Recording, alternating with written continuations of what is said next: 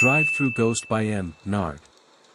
May 2015. I worked for my local McDonald's for about 4 months. Yeah, it didn't last long. I like to believe that there's something better for me out there than fast food, plus this experience didn't exact make me want to stay. It's definitely the creepiest thing that's ever happened to me. Trying to kiss ass and move up quickly, I let the managers know that I would cover any shift they needed me to, and I could fill in for any call-ins. I needed the money, the more hours the better. Well, one night at around p.m. just before my bedtime, I got a call from work. Someone from the night shift had called in, very irritating and tired. I hesitantly agreed to cover the shift and got up to get ready. I had never worked overnight before, not at that McDonald's and not at any of my previous jobs. I was kind of excited. I mean, it was night, there would be at least half as many customers coming through, and the shift lead on duty was Cal, the most laid-back guy that worked there. Easy money. When I arrived around, they were hit hard. I clocked in and chiseled away at the mountain of customers in the lobby. By the sudden, wave had died down and the building was mostly empty. The previous shift leader left me with nothing but a good luck, even though this was my first night shift, so it was just me and Cal. He was busy checking drawers or something while I manned the drive-thru, the front counter and the grill. Needless to say, I was nervous. If too many people pulled in, my drive-thru time would be horrid, so instead of remaining relaxed like I thought I would, I ended up so focused that my heart was pounding the whole night. Anyway, at our restaurant, I'm not sure if it's the same for every Mickey D's, our headsets will chime whenever someone pulls into the drive-thru. It's a kind of pixelated bell sound that gets very annoying very fast. This is exactly what I caught all of a sudden, so naturally I greeted the customer. "Hi, welcome to McDonald's. How can I help you today?" I said under breath with so much fake enthusiasm it even made me sick. I never quite understood if it was a magnet or a scale that told us if a vehicle drove through, but the microphone was on ready to pick up the customers, a wire-thin voice as they ordered, yet all I caught was white noise. Nobody picked up, nobody spoke. I didn't even hear the rumble of an engine idling. It was as if no one was there. Now this wasn't too weird. We've had this happen a few times since I started. The thing can be triggered just by someone driving around the building or as somebody walking by. The thing needed fixed, that's for sure. I didn't want to know. Every time someone took out the trash in the back as they rolled the bins over the drive-thru, after about 3 minutes of static, the mic clicked off, meaning whatever was on the white was gone. Finally, no more annoying noise in my ear. But less than a minute later it clicked on again, that bell chiming loudly in my ear. I rolled my eyes and repeated my greeting. "Hi, welcome to McDonald's. How can I help you?" And again there was no reply. The mic stayed on longer this time, though I swear at one point I could hear heavy breath like a draft. I started to get freaked out at that moment. I was pretty sure someone was outside trying to mess with me. It turned off after about 10 minutes of me listening to nothing. I was tempted to take off the headset and make Cal wear it, but my be-all-I-can-be attitude got the better of me. I tried to distract myself. I started scrubbing the counters, which had already been wiped down, and checking to see if anything in the lobby needed restocked, but everything was fine. I needed to keep myself busy. There was just something so sinister about the darkness of the night just beyond those large lobby windows. When the bell chimed once again, I nearly fainted. I should have probably turned the volume down on that headset before I could say my shallow, meaningless greeting. I caught the loudest blood-curdling scream. The moment I caught this screech, I threw off my headset and backed away from it. What the hell was that? Shakily I put my headset back on. I was pissed and terrified at the same time. Without another thought I ran angrily out of the store and headed toward the drive-thru. I stood right next to the menu and there was no one there, but still somehow the static from my headset never disappeared. The mic was still going. Whatever made the drive-thru go off was still there, and then I caught it. "I see you," a slowly whispering, a wire-thin voice coming from the mic. I ran back inside as fast as I possibly could. I had been standing right next to the mic. No one was there. No one could have possibly made that sound. There was no one that could have spoken those words to me. I ran back into the light and warmth of the building and into the safety behind the counter. I found Cal. He was at the shift lead's desk, head in his hand, while typing in dates on the upcoming schedule. "What the hell was that?" I said under breath, louder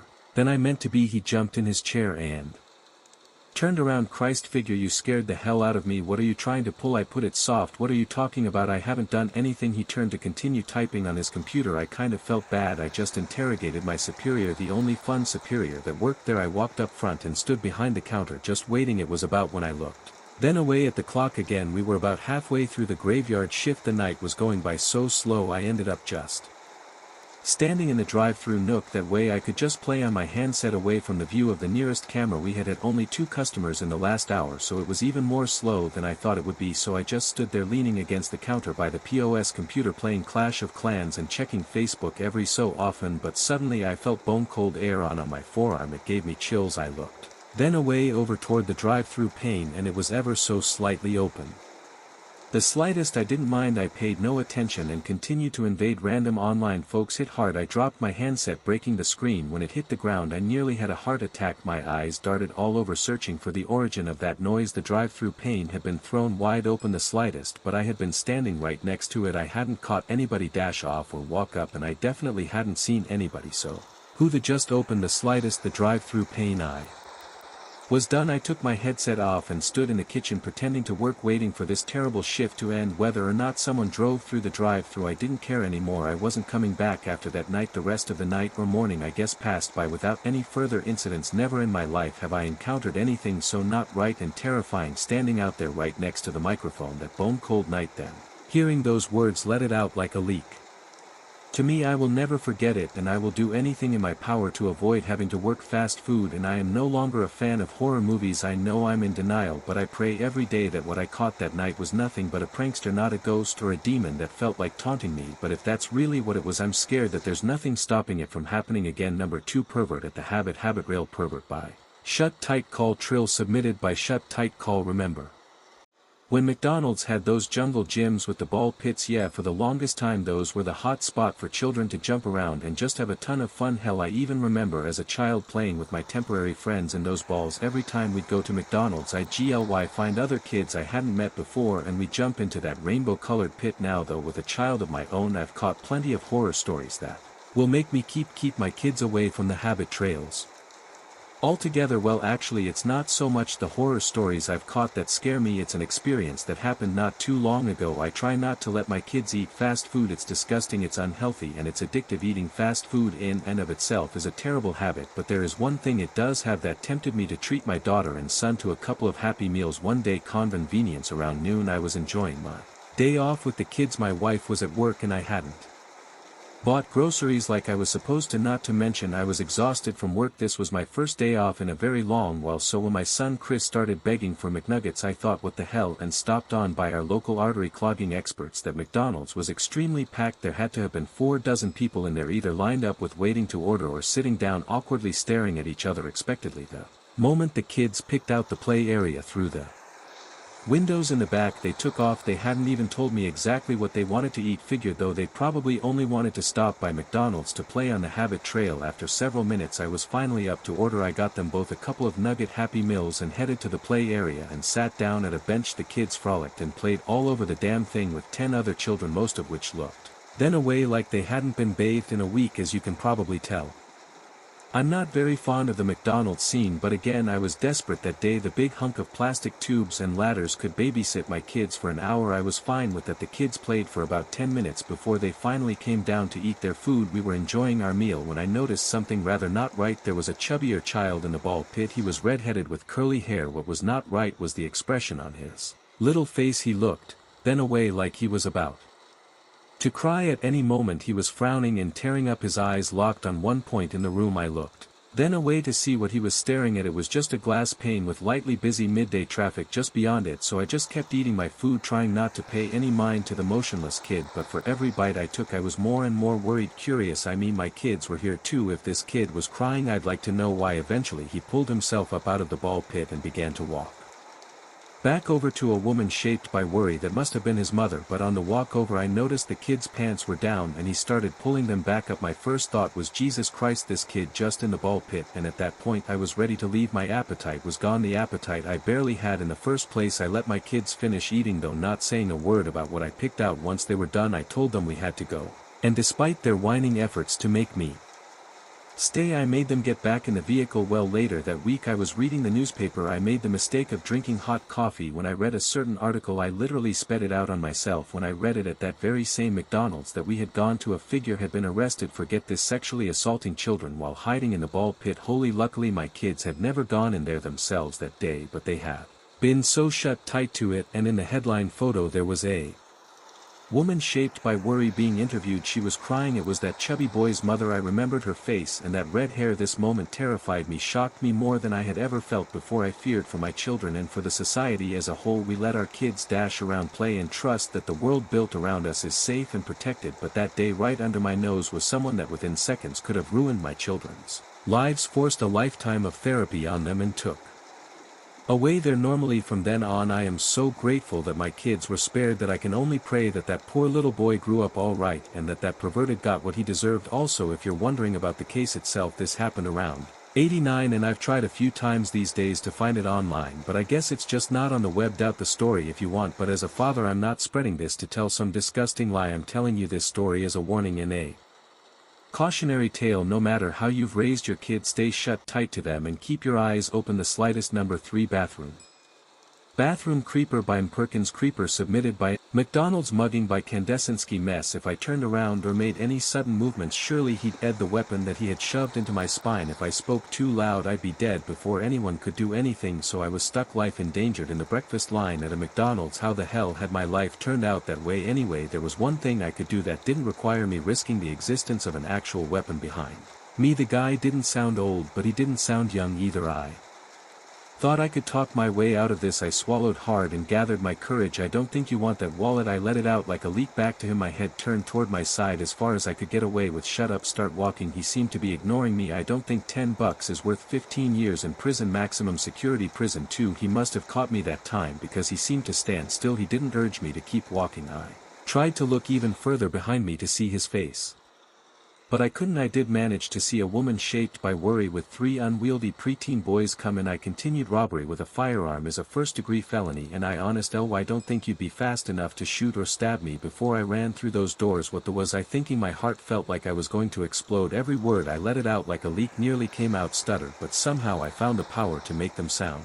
confident. I was no lawyer, but I remembered a bit of the basic stuff from a legal studies course in high school, the kind of they nail into your head and can't forget. Thank God for that. This time shut the up. I'm sure you've got more money than that. I see the coat you're wearing. I picked out the vehicle you got out of. Well, if there's not more than 10. He sort of snickered. Let's just hope there's more than 10. It hadn't worked, and now I was sure he was threatening to kill me if I didn't have the money. And the up part one really only had $10 in my wallet. I had recently paid a few bills and was ready to glide through the rest of the week with food from home. I've actually done it a few times before. Come on, keep moving. He shoved the weapon in my back hard. It was bone cold and painful. I didn't want to move, but I felt I had no choice. Jimmy, I caught a female, a wire-thin voice behind us shout. Then there was a hard smack as if something fell to the floor. A lot of movement behind me made me turn. The figure was no longer looking. I turned around and picked out at one of the boys that had come and was wrestling around with his brother when he was shoved into my mugger. The mugger himself, who was far more thin and frail than he had sounded and wearing a thick ink black hoodie, was on his ass in the floor staring at something that lay on the ground. I looked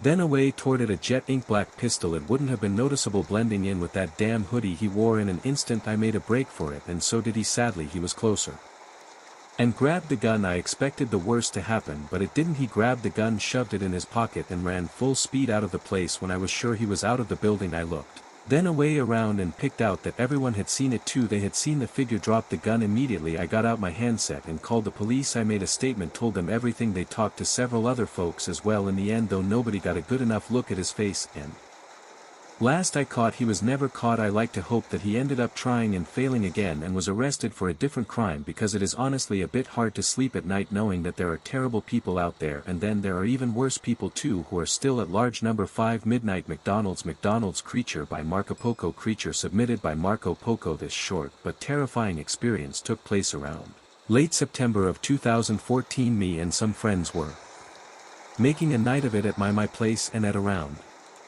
in the morning we all had the munchies. We decided to hop in my van and drive over to the McDonald's that was about 2 miles down the road. It had been raining that night just before we left, so the empty streets had that creepy wet glimmer from the street lamps. It was already an eerie scene. The van's air conditioner hadn't worked for months either, so I usually drove with the windows down. We pulled up to the drive-thru. I noticed that there was no one in the McDonald's parking lot and not a single vehicle in the drive-thru. That was fine by me. It just meant we'd get our food more quickly. It is important to note though that at this particular McDonald's there were numerous timber on the right and the restaurant itself to the left. As she pulled through, it was almost a forest, but it was too thin to really be that, and just on the other side of it the island of timber led to a pharmacy. We pulled up in front of the menu and waited to be greeted and waited and waited. Eventually I said under Breath hello trying to get someone's attention but no one answered. The guys were telling me to just pull forward and see if they'd meet me at the pane. One of them said under breath that despite the 24-hour sign that they might be shut tight for some repairs or something. I doubted that. If anything, this whole situation was kind of suspicious. Just when I decided to go ahead and pull forward to the pane, one of my friends said under breath, whoa whoa.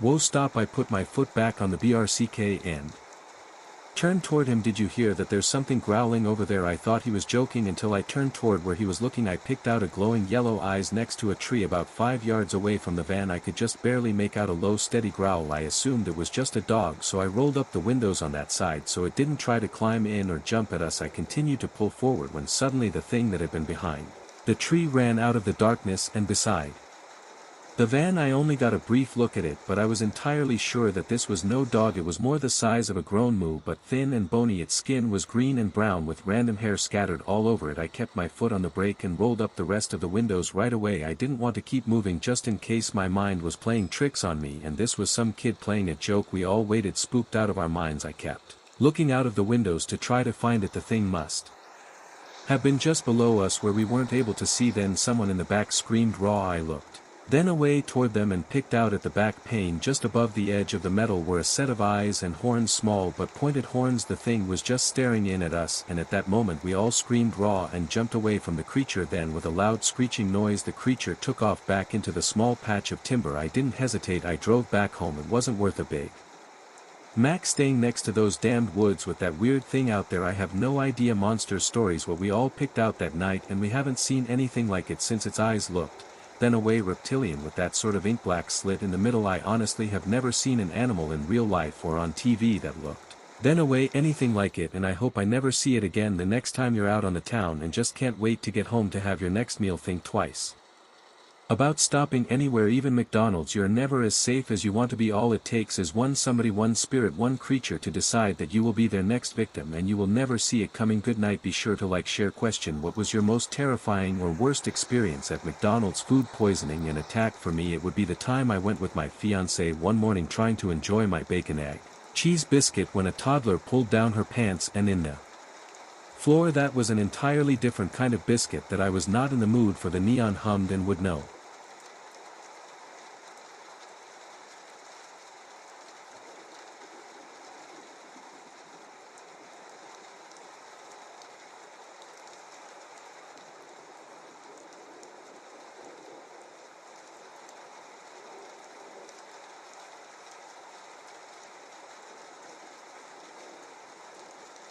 Really scary stories, every day. Subscribe, like if you like, turn on the bell so you don't miss new videos.